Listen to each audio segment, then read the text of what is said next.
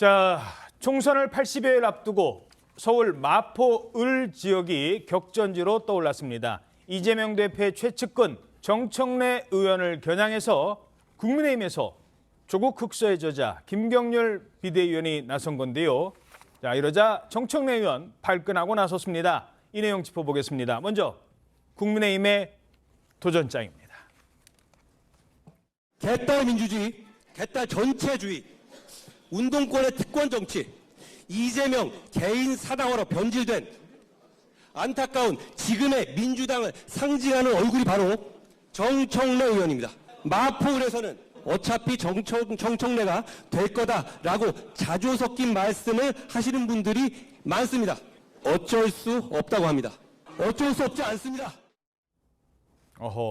자, 이러자 정청래 의원도 첫 반응을 보였어요. 예, 이 정청래 의원이 SNS에 바로 글을 올렸습니다. 이 한동훈 비대위원장을 겨냥해서 이 본인은 못 나오고 남는 카드를 희생양으로 삼냐 이렇게 비판한 건데요. 그러면서 이 마포가 만만하냐고 되물으면서 자신의 임무를 다시 한번 강조했습니다. 오세훈 서울시장, 이 국민의힘 소속 오세훈 서울시장의 마포 쓰레기 소각장 추가 건설을 반대한다면서 이 마포 구민으로서 분노한다 이렇게 덧붙였습니다. 자, 그러니까 어떤 전반적인 정치권 전반적인 내용으로 이렇게 몰고 가려고 하니까 정청래 의원은 지역 현안으로 지금 맞서고 있는 것 같아요. 지역은 내가 더 잘한다. 자, 실제로요. 근데 이 얘기 나오기 전에 한동훈 장관 시절에 뭐 이런저런 얘기들 나왔었잖아요. 그때 정청래 의원이 이렇게 주장을 했었습니다. 한동훈 장관의 관점으로 한동훈 뭐 마포을 출마, 정청래 자객공천 이런 얘기가 나오지 않았습니까? 예. 안 올 것 같아요. 마포을로. 마포을로 안 올 것이다. 왔으면 좋겠는데. 왔으면 좋겠다. 네. 예. 저도 대선 주자 한번 이겨보고 싶은 생각이 왜 없겠습니까? 정청래 한동훈마저 꺾고. 예. 뭐 이런 제목의 기사는 기대할 수 없겠죠. 예. 그런데 왜 김경률이냐? 한동훈이 직접 와라. 안 나와서 비겁하다. 이렇게 주장하고 있어요. 자, 어떻게 들으셨습니까?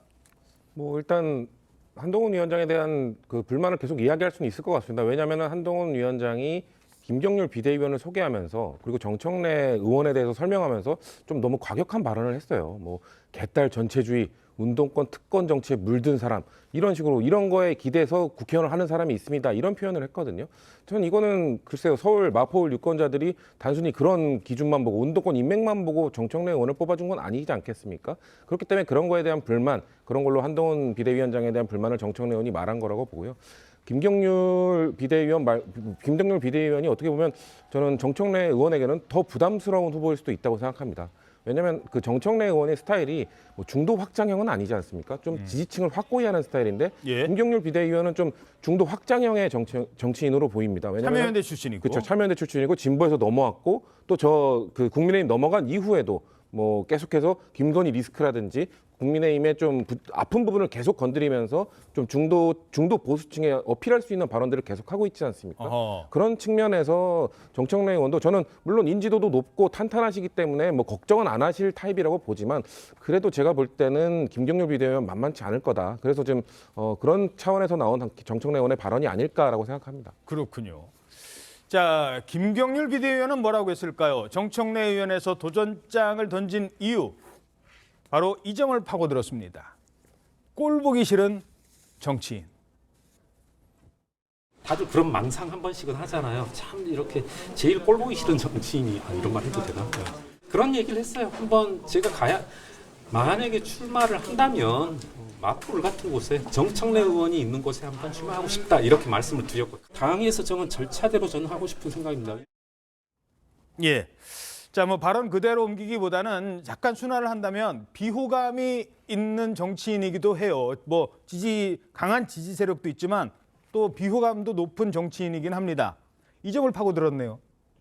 아니, 김경률 비대위원 경우에는 한때 이제 같은 진영에 있었던 사람이잖아요. 정청래 의원과. 근데 이제 조국 사태를 계기로 해서 그 진영을 이탈해서 지금 이제 국민의힘까지 왔는데 뭐 아시다시피 정청래 의원에 대한 논란은 뭐 대단히 많습니다.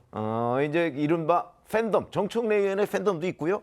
그 안티 팬덤도 당연히 있겠죠. 그러다 보니까 이제 지금 말씀하신 비호감 얘기도 나올 수밖에 없는 건데 그럼 호감이 높으냐 비호감이 높으냐 결국 이거 가지고 이제 승부가 결정되지 않겠습니까? 그렇죠. 그래서 아마 이제 한동훈 비대위원장은 과거에 이 마포 을 지역에서 정청래 의원을 꺾은 사람이 있어요. 강용석 전 의원, 전 의원 예. 아시죠? 근데 강용석 전 의원도 참여연대 활동을 했거든요. 아하. 그런데 김경률 그 지금 비대위원은 참여연대에서 공동집행위원장까지 했어요. 예. 그렇죠? 아마 그런 점을 높이 사서 그러니까 그 중도 확장성 부분과 뭐 이런 걸 종합해서 김경률 비대위원을 아마 출마시키려고 하는 것이 아닌가 저는 그렇게 판단이 되고요. 예. 그러니까 국민의힘 입장에서는 정청래 같은 정치인한테 가장 맞춤형으로 공격할 수 있는 사람은 역시 참여연대 출신 뭐 이런 사람들이 가장 유효하겠다 이렇게 판단을 한 것으로 보이는데 뭐 그 부분에 대한 최종 그 결정은 지역구 그 무유권자들이 하겠죠. 예. 자, 그런데 그 정청래 의원이 지난번에 이제 강용석 의원한테 떨어졌을 때는 그때 이제 중학교였나요? 어디 학교 방문했다가 교감 선생님한테 이른바 이제 갑질 논란이 갑자기 선거 직전에 불거지면서 그런 게 있었고, 근데 이번에는 뭐 그런 논란이 있는지 없는지는 모르겠습니다만 그 이후에는 자기 지역구를 손혜원 의원한테 거의 물론 뺏겼지만 뺏긴 거죠. 예, 1년 한 번 네. 물려줬다가 다시 이제 그 자리를 차지하고 그 지역에서 만만치는 않거든요. 그렇죠. 아니 만만치 않은 거는 저도 인정을 해요.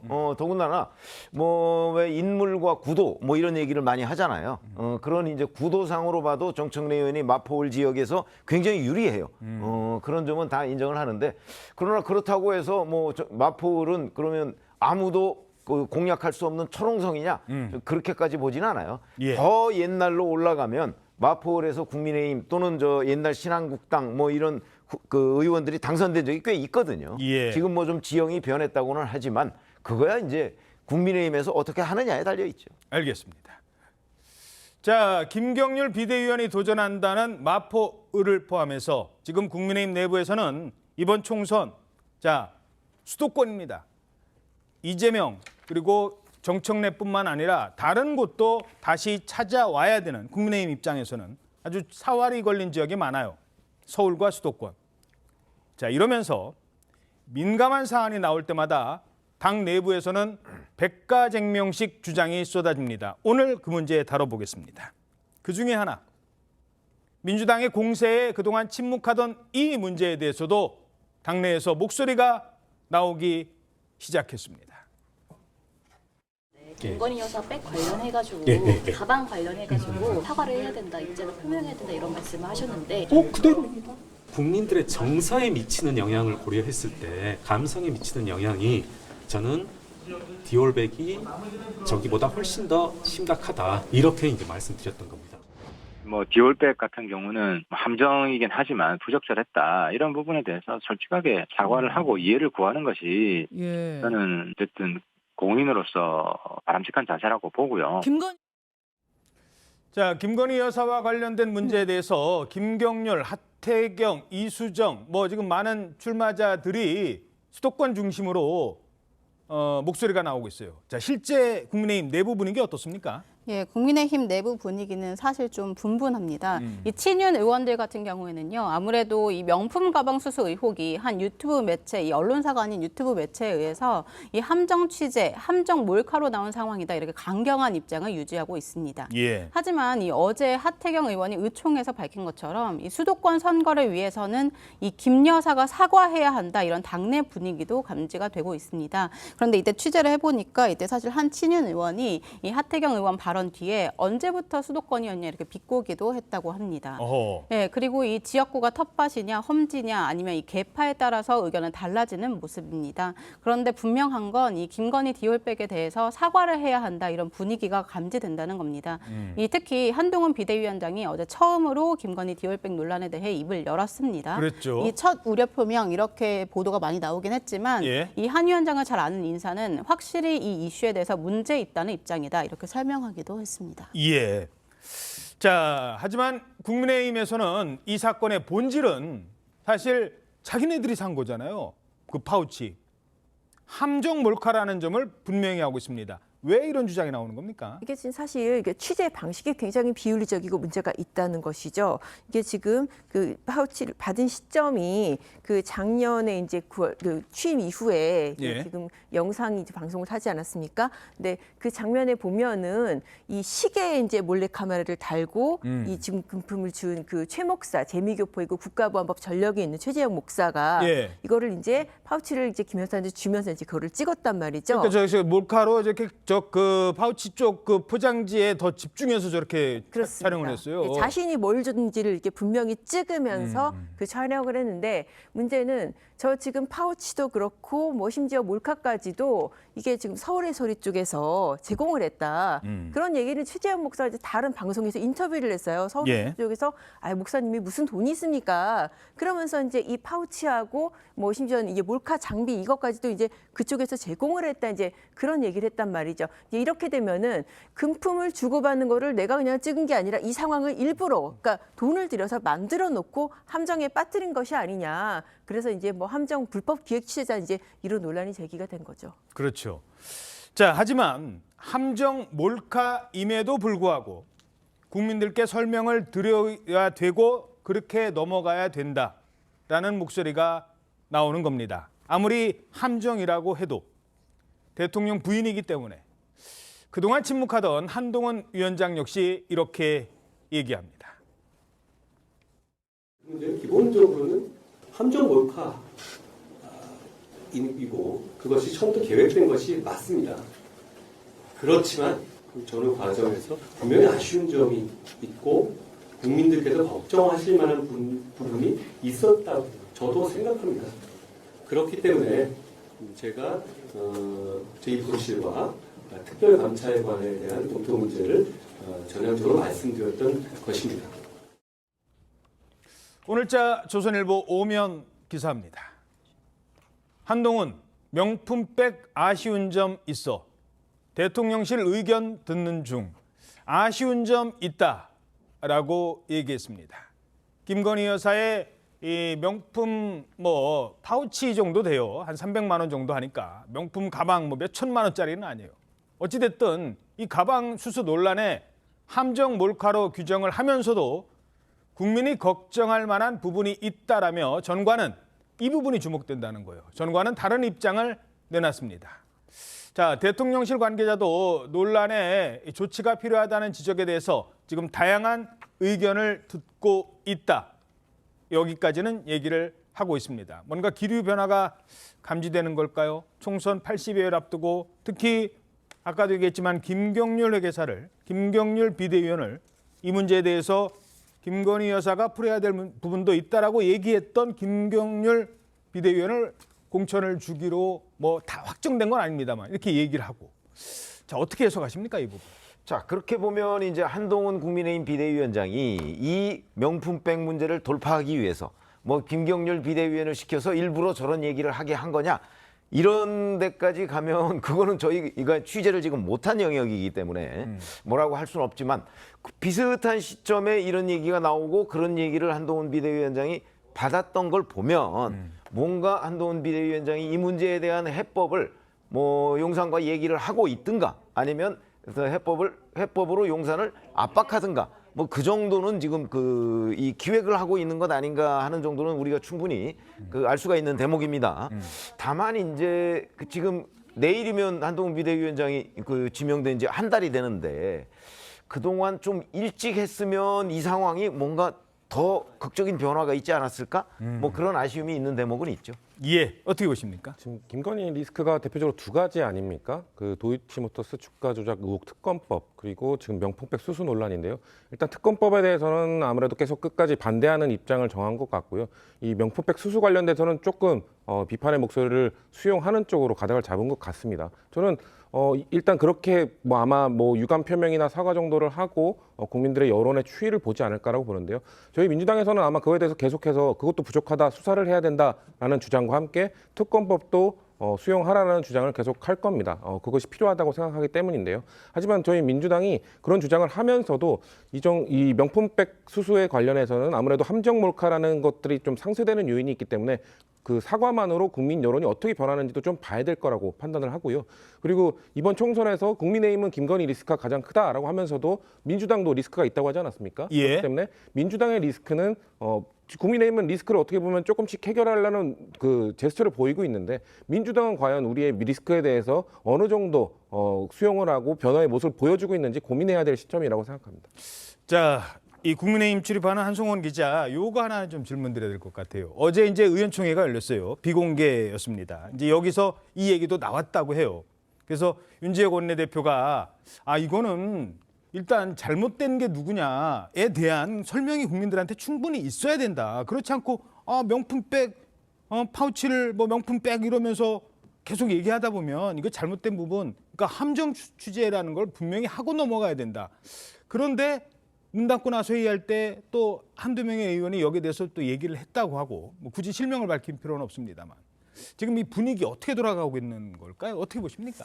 예, 좀 아까 설명드렸던 대로 이제 개파나 이제 뭐 개파에 따라 좀 입장이 다른 건데요. 네. 그런데 좀 아까 좀 분명하게 좀 설명드리고 싶은 거는 예. 아무래도 이 당내의 분위기가 이 김건희 여사 디올백 논란에 대해서 이제 사과해야 된다 이런 분위기가 좀 더 강화되는 측면이 있다는 겁니다. 앞으로 아까 이제 최병무 의원님이 말씀하신 것처럼 이 김경률 비대위원이나 이제 여권 내부에서도 목소리가 좀 더 커질 전망이거든요. 예. 그렇게 되면 아무래도 좀 더 강화될 것으로 보입니다. 그렇군요. 뭐 이 김건희 특검법하고는 또 다른 얘기예요. 김건희 특검법은 반대해도 여기에 대해서는 적어도 입장은 밝혀야 된다. 그러니까 수도권에 출마하려는 사람과 영남권에 출마하는 사람 입장이 조금 다른 거고 그런 부분이 조금 있는 거는 사실인 것 같아요. 수도권 입장에서는 지금 민심을 봐야 된다라는 게 절실하거든요. 아니, 그러니까 지역구에 따라서 항상 다르죠. 뭐 민주당도 마찬가지일 겁니다. 수도권과 호남권이 다르듯이 이런 이슈가 설령 터졌다 하더라도 영남권은 별 문제가 없을 거예요, 아마. 다만 이제 저희가 그냥 느낌상으로는 부산, 울산, 경남 쪽에는 영향을 미칠 수도 있어요. 일부. 그러나 이 문제의 직격탄을 맞을 곳은 바로 수도권이라고 보시면 됩니다. 과거의 선거 경험이나 투표 경험이나 뭐 유권자들의 반응 이런 것들을 종합해 보면 이런 데에 수도권 유권자들은 굉장히 민감하거든요. 예. 더군다나 이게 관련해서 이미 여론 부분에서 뭐 비슷한 게 확인된 바가 있잖아요. 그렇기 때문에 이걸 돌파하려면 이 돌파할 카드를 내놔야 되는 거죠. 예. 그걸 내놓지 않고 그냥 무조건 이게 뭐 몰카라는 건 맞아요. 그 함정 몰카라는 건 맞아요. 그걸 부인하는 사람 아마 아무도 없을 거예요. 그러나 그 몰카 내용에 보면 여하튼 김건희 여사가 받은 것 같이 나오잖아요. 예. 그럼 그 부분에 대해서 설명을 하고 국민들한테 국민들이 납득을 못 하겠다고 한다면 그러면 뭐 사과를 하든 아니면 다른 어떤 식의 카드라도 내놓지 않으면 과연 지금 많은 사람들이 국민 눈높이에서 요구하고 있는 내용 이거를 어떻게 돌파할 수 있을 것이냐. 그럼 돌파할 수 있을 것 같으면 그 부분에 대해서라도 한동훈 위원장이나 누가 설명을 해야 된다. 이렇게 말씀드립니다. 자, 양경 기자도 이 조선일보 유튜브 등을 통해서 지금 뭐 김건희 특검법 등에 대해서 자세한 내용을 이제 독자들께 설명을 해드리고 있는데 이 부분에 대해서 취재도 많이 하셨을 것 같은데 어떻게 보십니까? 일단 지금 그 김건희 특검법 같은 경우에는 사실상 이게 지금 어떻게 보면은 법적으로는 뭐 저는 종결이 된다라고 좀 보여요. 왜냐하면은 지금 그 문재인 정권에서 지금 1년 7개월을 수사를 했어도 이게 지금 김건희 여사의 위치는 같이 주가 조작에 공모하고 문자 메시지를 주고받은 선수가 아니라 계좌를 1인 매매한 그런 계좌주거든요.